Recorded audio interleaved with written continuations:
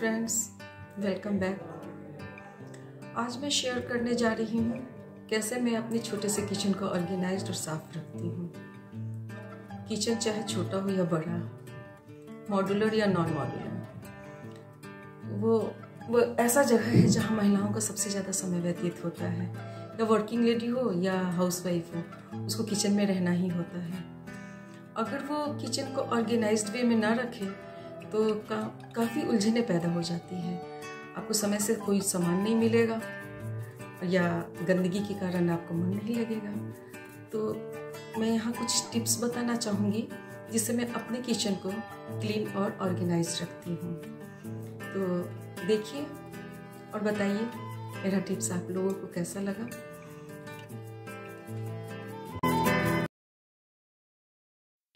Kitchen के sink में बर्तन इकट्ठा होने ना दें।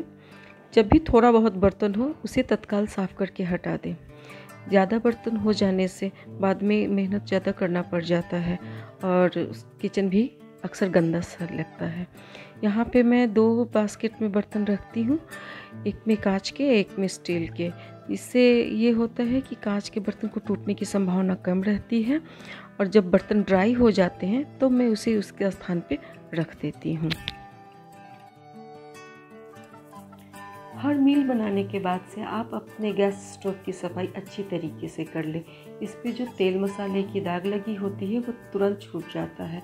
अगर इसे तुरंत ना साफ़ करें तो वो जम जाता है।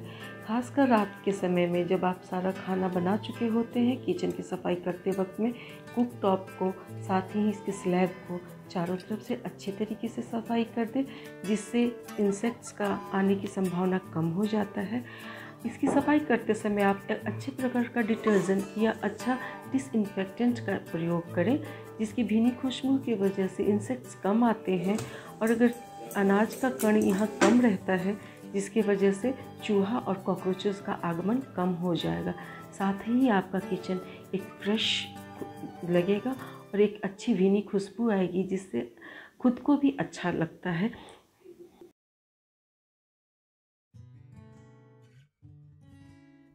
किचन में यूज़ होने वाले इक्विपमेंट्स को मैं एक साथ में रखती हूँ। इलेक्ट्रॉनिक्स और नॉन इलेक्ट्रॉनिक्स सबको एक रैक के ऊपर हमने रखा है।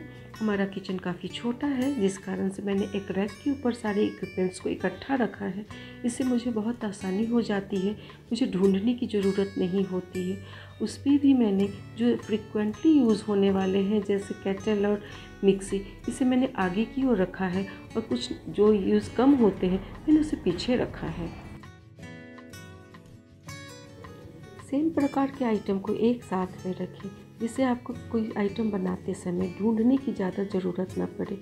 मैंने यहाँ एक चॉकलेट के डब्बे में सारे सॉसेस, चटनी और बेकरी के सामान जैसे बेकिंग सोडा, बेकिंग पाउडर या एसेंस वगैरह को एक साथ में रखा है ताकि मुझे ढूंढने में ज़्यादा मशक्क़त नहीं करनी पड़ती है।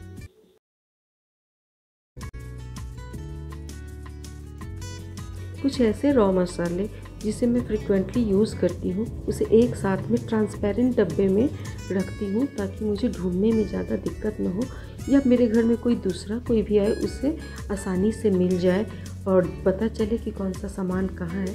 मैंने यहाँ एक ट्रे के अंदर पुराना ट्रे पे सारे मसाले को रखा है।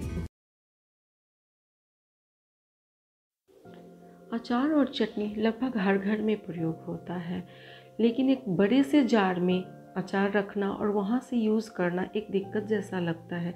समटाइम आदमी आलस से नहीं खा पाता है, इसलिए मैं यहाँ पे छोटे जार में बड़े जार से निकाल के छोटे जार में रखती हूँ ताकि जब ज़रूरत हो आप खाएं। और छोटा जार होने से आप चाहें तो इसे अपने डाइनिंग टेबल के ऊपर भी रख सकते हैं या अपने कन्वीनियंट के हिसाब से कहीं रख सकते हैं। इससे आसानी होता है और बड़े जार का अचार को सड़ने की संभावना कम हो जाती है। मैं यहाँ एक साड़ी का एक डब्बा था, मैं उसी में ये दोनों जार को रखी हूँ ताकि इसे निकालते समय जो तेल का और मसाले का दाग हमारे रैक पे या डाइनिंग टेबल के मैट पे ना लगे और इस दफ्ती को जब मैं चाहूँ फेंक सकती हूँ। मैं अपना weekly plan, to do list जो भी होता है वो सैटरडे को ही तैयार कर लेती हूँ। क्योंकि वर्किंग लेडी होने के कारण आपको पता होना चाहिए कि मुझे कल क्या बनाना है और उसके लिए कौन सी राशनिंग करनी है या कौन सी शॉपिंग करनी है। तो सैटरडे नाइट को ही मैं अपना सारा लिस्ट बना लेती हूँ, मेनू तैयार कर लेती हूँ। उस मेनू के हिसाब से मैं शॉपिंग भी उसी दिन कर लेती हूँ, वीकली शॉपिंग।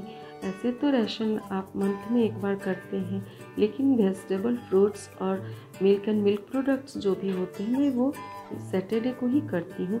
इससे मुझे बहुत कन्वीनियंट हो जाता है कि मुझे क्या बनाना है और कब बनाना है, और मील प्लान करने में मुझे बहुत आसानी होती है। किचन साफ़ करने का टाल्स और कपड़ा को मैं एक साथ रखती हूँ। एक ट्रे के ऊपर मैंने रखा है और मैं 3-4 कपड़े रखती हूँ ये रैक स्लैब की सफाई करने के लिए। इससे एक गंदा होता है तो दूसरे का प्रयोग करती हूँ।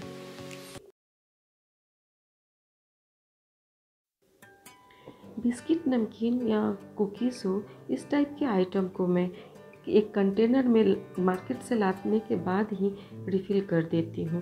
कंटेनर में पहले मैं टिश्यू पेपर यूज़ करती हूँ ताकि इस बिस्किट, नमकीन की फ्रेशनेस बनी रहे, फिर उसे एयर टाइट डब्बे में बंद करके रखती हूँ।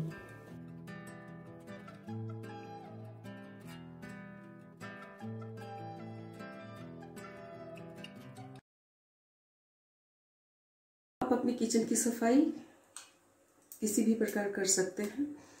और कुछ सामान ऐसे होते हैं जो डब्बे में आते हैं और वो सामान यूज़ करने के बाद से वो डब्बा इधर उधर फेंका चलता है, उसे मत फेंकिए, इधर उधर मत रखिए और ना ही कबाड़ी से बेचिए। अगर वो डब्बा अच्छा है, खूबसूरत है, मजबूत है तो उसे आप साफ करके और सुखा करके उसे यूज़ कर सकते हैं। देखिए मैंने भी ये हनी के डब्बे हैं सब, मैंने यहाँ एक भी डब्बा खरीदा हुआ नहीं है। इसमें मैंने हनी के डब्बा हनी फिनिश होने के बाद से उसे साफ करके यूज़ किया है।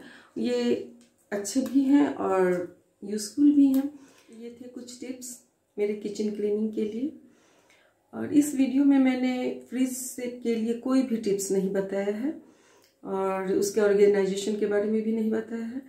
हो सकता है मैं अन्य वीडियो में फ्रिज ऑर्गेनाइजेशन और कैसे फ्रिज को क्लीन रखें और कैसे फ्रिज के वजह से आप कुछ इलेक्ट्रिसिटी भी बचा सकती हैं, इसके बारे में मैं अगली वीडियो में बताऊंगी। तब तक के लिए धन्यवाद। आपको ये वीडियो कैसा लगा कमेंट्स कीजिएगा ज़रूर। Thank you.